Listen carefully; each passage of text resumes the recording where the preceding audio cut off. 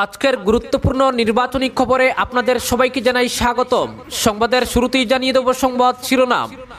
বেছে বেছে হিন্দু বাঙালিদের দেদার বিদেশি নোটিশ, গোয়ালপাড়ায় ডিটেনশন ক্যাম্প নির্মাণ শেষের পথে, ভোটের পরই উদ্বোধন। এই সেই গোয়ালপাড়ার সুবিশাল ডিটেনশন ক্যাম্প, বিস্তারিত থাকবে প্রতিবেদনে। এবার আসামে মহাজোটের সরকার, গ্রাম শহরে প্রচার তুঙ্গে, সদল বলে মাঠে কমলাক্ষ দেব পুরকায়স্ত। ঘরে বসে থাকলে ঘর লুট করবে বহিরাগতরা, বাংলায় এবারও তৃণমূলের সরকার, হুঙ্কার মমতা বন্দ্যোপাধ্যায়ের। বাঙালির দুর্দশা নিয়ে কেন নীরব বরাকের প্রার্থীরা, প্রশ্ন বরাক বঙ্গের। মোদির সফর পাতারকান্দিতে কোনো প্রভাব ফেলবে না, বললেন সচিন সাহু। বাংলা দখলে দেদার প্রতিশ্রুতি বিজেপির ইস্তাহারে, সরকারি পরিবহনে টিকিট লাগবে না মহিলাদের, বিজেপির ইস্তেহারে ঘোষণা। এবং সর্বশেষ জানিয়ে দেব, ক্ষমতায় ফিরলে বাংলার কৃষকদের বছরে 10,000 টাকা, কিষাণ নিধির পাল্টা অভিষেক বন্দ্যোপাধ্যায়ের। দর্শক, এতক্ষণ শুনছিলেন সংবাদ শিরোনাম, এখন শুনুন সংবাদের বিস্তারিত। তার আগে অনুরোধ, অবশ্যই ভিডিওটিতে একটি লাইক দিবেন এবং খবরটি জনস্বার্থে শেয়ার করার আহ্বান।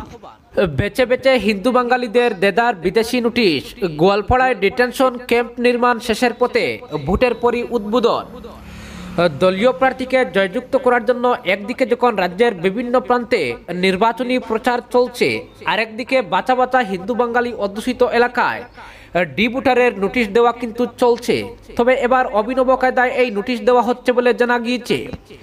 ব্যক্তির নাম ছাড়াই লাইট পোস্ট কিংবা দেওয়ালে টাঙিয়ে দেওয়া হচ্ছে এই নোটিশ। শুধু তাই নয়, বিদেশি শনাক্তকরণ ট্রাইব্যুনালের পক্ষ থেকে জারি করা নামবিহীন এই নোটিশ কেন জারি করা হচ্ছে তা নিয়েও প্রশ্ন উঠেছে চারিদিকে। উদালগুড়ি, বঙ্গাইগাঁও, বিজনি ইত্যাদি এলাকায় এমনটাই দৃশ্যই এখন দেখতে পাওয়া যাচ্ছে। তবে নামবিহীন নোটিশ ঝুলিয়ে রাখার রহস্যটা কি এখনো কেউ জানতে পারছে না। তবে একাংশ নোটিশে নাম উল্লেখ করা হয়েছে বলে খবর মিলছে। তাছাড়া কিছু কিছু জায়গায় পুরনো নোটিশ ঝুলিয়ে রাখছে বলে জানা গেছে। তবে আগামী দিনে এ নিয়ে তদন্ত করলে সমগ্র বিষয়টি প্রকাশ্যে চলে আসবে বলে একাংশ মানুষের ধারণা। অন্যদিকে গোয়ালপাড়া জেলায় মাঠে আয় সুবিশাল ডিটেনশন ক্যাম্পের নির্মাণ কার্য প্রায় শেষের দিকে বলেই বিশেষ সূত্রে জানা গেছে। ভোট গেলেই সম্ভবত নতুন সরকার এই ডিটেনশন ক্যাম্পটির শুভ উদ্বোধন করবে বলে জানা গেছে। ভোট বাজারেও ডিটেনশন ক্যাম্প নির্মাণ কার্যে কোনো রকমের বাধা আসছে না। রাত দিন একাকার করে প্রায় শতাধিক শ্রমিক সুবিশাল বন্দিশালাটির নির্মাণ কাজে লেগে আছেন। বিশেষ সূত্রে জানা গেছে, চলতি বছরের ফেব্রুয়ারিতে এটা আনুষ্ঠানিকভাবে উদ্বোধন করার কথা ছিল, যদিও সামান্য কিছু কাজ বাকি থাকায় পিছিয়ে পড়তে হলো। সূত্রটি আরও জানিয়েছে, দেশের বৃহত্তম ডিটেনশন ক্যাম্প তৈরির কাজ শেষ করে ফেলেছেন নির্মাণকারীরা। রাজ্য রাজধানী শহর গুয়াহাটি থেকে 129 কিলোমিটার দূরে মাটিয়ার এই ডিটেনশন ক্যাম্পে প্রায় 3,000 বন্দি রাখার ব্যবস্থা করা হয়েছে। তাছাড়া বিশাল ডিটেনশন ক্যাম্পে থাকছে 4 তলা আবাসন, প্রতিটিতে 200 মানুষের থাকার ব্যবস্থা করা হয়েছে। সেখানে থাকছে একটি অফিস কমপ্লেক্স, রান্নাঘর, খাওয়া এবং মেলামেশার জায়গা। গোটা বন্দিশালাকে ঘিরে রেখেছে 22 ফুট উচ্চতার কংক্রিট পাঁচিল। তবে ভোটের পরই নতুন সরকার যে নবনির্মিত এই সুবিশাল ডিটেনশন ক্যাম্প উদ্বোধন করবে সেটা নিশ্চিত। অপরদিকে গ্রাম শহরে প্রচার তুঙ্গে, সদল বলে মাঠে কমলাক্ষ দেব পুরকায়স্ত। মানুষের মধ্যে বিভেদ সৃষ্টিকারী হিমন্ত বিশ্ব শর্মাকে সমুচিত জবাব দিতে হবে এবারের নির্বাচনে। তার উদ্ভট মন্তব্যের জন্য বিনষ্ট হচ্ছে রাজ্যের সাম্প্রদায়িক সম্প্রীতি। উত্তর করিমগঞ্জ বিধানসভার বাজারঘাট গ্রাম পঞ্চায়েতে অনুষ্ঠিত কংগ্রেসের নির্বাচনী সভায় একথাগুলো বলেন কংগ্রেস প্রার্থী তথা বিধায়ক কমলাক্ষ দেব পুরকায়স্ত। তিনি বলেন, নির্বাচনের পর রাজ্যে মহাগঠবন্ধন সরকার তৈরি করবে, এ ব্যাপারে রাজ্যের প্রতিটি মানুষ নিশ্চিত হয়ে গেছেন। 5 বছরে বিজেপি সরকারের জাতাকলে সাধারণ মানুষের নাবিশ্বাস চরমে উঠেছে বলে অভিযোগ করে বিধায়ক কমলাক্ষ বলেন, চাকরি থেকে বঞ্চিত হয়েছে শিক্ষিত যুব সমাজ, বরাকের শিক্ষিত যুবক যুবতীর সঙ্গে বৈষম্য করা হয়েছে। সিন্ডিকেট রাজে পরিণত হয়েছে বরাক উপত্যকা, সর্বত্র দুর্নীতি মাথাচাড়া দিয়ে উঠেছে। এসব দমন করতে ব্যর্থ হিমন্ত শুধু লুঙ্গি মিয়া এরকম শব্দ প্রয়োগ করেছেন। মুসলিম ভোটের জন্য মরিয়া হয়ে উঠেছে বরাক বিজেপি, আর মন্ত্রী বলছেন লুঙ্গি ও মিয়ার ভোট লাগে না। মুসলিম ভোট নিয়ে বিজেপি নেতাদের স্থিতি জনসমক্ষে পরিষ্কারভাবে তুলে ধরার আহ্বান জানান বিধায়ক কমলাক্ষ। তিনি এও বলেন, বিজেপির কাছে সিন্ডিকেটের টাকা রয়েছে, টাকা দিয়ে মানুষের ভোট কেনার ফন্দি করছে শাসক দল। সিন্ডিকেটের টাকা না নেওয়ার জন্য জনতার প্রতি আবেদন রেখে কমলাক্ষ বলেন, বিজেপির কাছে 2 নম্বরই টাকা আছে, কংগ্রেসের কাছে আছে মানুষের দোয়া ও ভালোবাসা। মানুষের দোয়া ও ভালোবাসা থাকলে কোনো শক্তি হারাতে পারবেন না বলে মন্তব্য করে বিধায়ক বলেন, বিগত 10 বছরে উত্তর করিমগঞ্জের রাস্তাঘাটের যেভাবে কাজ হয়েছে তা স্বাধীন ভারতে কোনোদিনও হয়নি। হাতে গোনা কয়েকটি রাস্তা আগামী 1 বছরের মধ্যে সম্পন্ন করার আশ্বাস দেন কংগ্রেস প্রার্থী কমলাক্ষ দে পুরকায়স্থ। তিনি বলেন, গত নির্বাচনে বাজারঘাটের মানুষ সর্বাধিক ভোট দিয়েছিলেন। এবারের নির্বাচনে রেকর্ড সংখ্যক ভোট দিয়ে রাজ্যে মহাগঠবন্ধন সরকার গঠন করতে সহায়তা করবেন বলে আশ্বাস দেন বিধায়ক কমলাক্ষ দে পুরকায়স্থ। সভায় বক্তব্য রাখতে গিয়ে এআইডিএফের সভাপতি আজিজুর রহমান তালুকদার বলেন, ক্ষমতায় আসার পর থেকে সংখ্যালঘুদের সঙ্গে চিনিমিনি খেলছে বিজেপি। ধর্মীয় সংখ্যালঘুদের হে প্রতিপন্ন করার চেষ্টা করছেন মন্ত্রী হিমন্ত বিশ্ব শর্মা। এরকম সরকার যাতে কোনোদিন শাসন ক্ষমতায় না আসতে পারে সেজন্য সবাইকে মহাগঠবন্ধনের প্রার্থীদের বিজয়ী করার আহ্বান জানান আজিজুর রহমান তালুকদার। জিপি সভাপতি ময়না মিয়ার পৌরোহিত্যে অনুষ্ঠিত সভায় স্বাগত ভাষণ রাখতে গিয়ে বিজেপি সরকারের দুমুখ নীতির কড়া সমালোচনা করেন মণ্ডল সভাপতি শঙ্কুপাল চৌধুরী। তিনি বলেন, বিধায়ক কমলাক্ষের মতো যোগ্য নেতা খুবই কম পাওয়া যায়।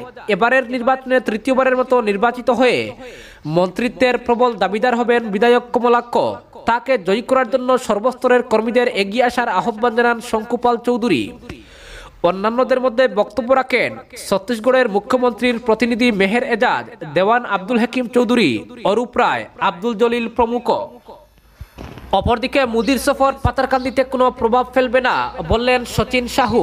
এবারের রাজ্য বিধানসভা নির্বাচনের প্রচারে দেশের প্রধানমন্ত্রী নরেন্দ্র মোদীর করিমগঞ্জ সফর নিয়ে অযথা মাথা ঘামাতে মোটেই রাজি নন 2 নং পাতারকান্দি আসনের কংগ্রেস মহাজোট প্রার্থী সচিন সাহু।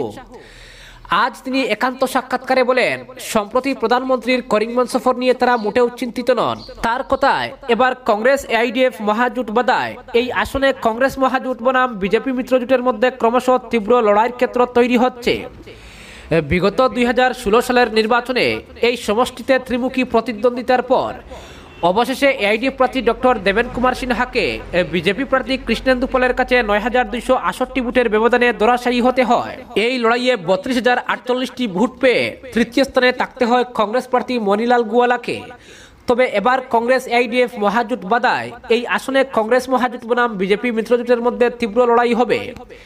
সেই হিসাব ধরেই করিমগঞ্জ জেলা কংগ্রেসের সংখ্যালঘু মোর্চার উপসভাপতি আব্দুল হামিদের দাবি, এবার গুরুত্বপূর্ণ পাতারকান্দি আসন থেকে প্রায় 55 থেকে 60,000 ভোট কংগ্রেসের পক্ষে থাকবে বলে তিনি আশাবাদী।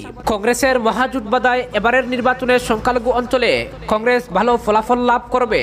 তাছাড়া আগামী দিনে বিধায়ক হওয়ার জন্য বেশ কিছু দায়বদ্ধতা রয়েছে তার মধ্যে। এদিকে প্রায় প্রতিদিন কংগ্রেস ছেড়ে অসংখ্য দলীয় কর্মী সমর্থকরা গেরুয়া দলে ভিড়ায় পাতারকান্দি কংগ্রেসের অস্তিত্ব প্রায় তলানিতে ঠেকেছে। এমনই এক প্রশ্নের উত্তরে কংগ্রেস প্রার্থী সচিন সাহু তার দলীয় কর্মী সমর্থকদের হাতে গোনা আরও কয়েকদিন ধৈর্য ধরার পরামর্শ দেন। প্রতিবেদকের অন্য এক প্রশ্নের উত্তরে সচিন আরও বলেন, সম্প্রতি বিরোধী দল সোশ্যাল মিডিয়ায় তার বিরুদ্ধে একের পর এক যে মিথ্যা অপপ্রচার চালিয়ে যাচ্ছে, এতে তিনি মোটেই বিচলিত নন। বলেন, আজকের দিনে জনসমর্থন আদায়ে দিশেহারা হয়ে বিজেপি তার বিরুদ্ধে অযথা নানা অপপ্রচার চালিয়ে যাচ্ছে। আগামী এই কদিন তিনি সর্বশক্তি নিয়ে মাঠে নামারও কথা বলেন। তবে এই আসনে বর্তমান কংগ্রেস মহাজোট বনাম বিজেপি মিত্রজোট উভয় দলই জয়ের স্বপ্ন দেখলেও সেই স্বপ্ন কার কতটুকু বাস্তবায়িত হবে সেটা নিয়ে চলছে চুলচেরা বিশ্লেষণ। এই লড়াইয়ে শেষ হাসি কে হাসেন সেটা দেখার জন্য আগামী 2 মে অবধি অপেক্ষা করতে হবে। অপরদিকে ঘরে বসে থাকলে ঘর লুট করবে বহিরাগতরা বললেন মমতা বন্দ্যোপাধ্যায়। তিনি যদি ঘরে চুপ করে বসে থাকেন তাহলে বিজেপি সব ঘরবাড়ি লুট করে নেবে, দখল করে নিয়ে তাড়িয়ে দেবে। শনিবার হলদিয়ার জনসভা থেকে বিজেপিকে এভাবেই আক্রমণ করলেন মুখ্যমন্ত্রী মমতা বন্দ্যোপাধ্যায়। পায়ে ব্যান্ডেজ নিয়ে হুইল চেয়ারে বসে তিনি বিভিন্ন জনসভায় যাচ্ছেন। জনসভা থেকে বারবারই তাকে অভিযোগ তুলতে শোনা গিয়েছে যে তিনি অনেক মার খেয়েছেন, হাত ভেঙে দেওয়া হয়েছে, কোমরে চোট রয়েছে, বাকি ছিল পা, সেটাও আহত করে দেওয়া হলো। কিন্তু তিনি চুপ করে বসে থাকার লোক নন বলে হুঁশিয়ারি দিয়েছেন তৃণমূল নেত্রী। মমতা বলেন, আপনারা অনেক কষ্ট করে এসেছেন, দূর দূর থেকে এসেছেন, আপনাদের পাগুলোতে প্রণাম জানাই। তারও কষ্ট হয়েছে, তাকে মাথায় মারা হয়েছে, অস্ত্রোপচার হয়েছে, 2টো হাত ভেঙে দেওয়া হয়েছে, চোখে অস্ত্রোপচার করতে হয়েছে বলেও জানান মমতা। এরপরই বলেন, পাটা বাকি ছিল সেটাকেও আঘাত করা হলো। তিনি রোজ সকালে হাঁটতে বেরোন, কিন্তু পায়ে এমনভাবে আঘাত পেতে হলো যে পা ফেলতে পারছেন না, আর সে কারণেই কষ্ট হচ্ছে। কিন্তু চুপ করে বসে থাকতে রাজি নন বলেও স্পষ্ট বার্তা দিয়েছেন তিনি।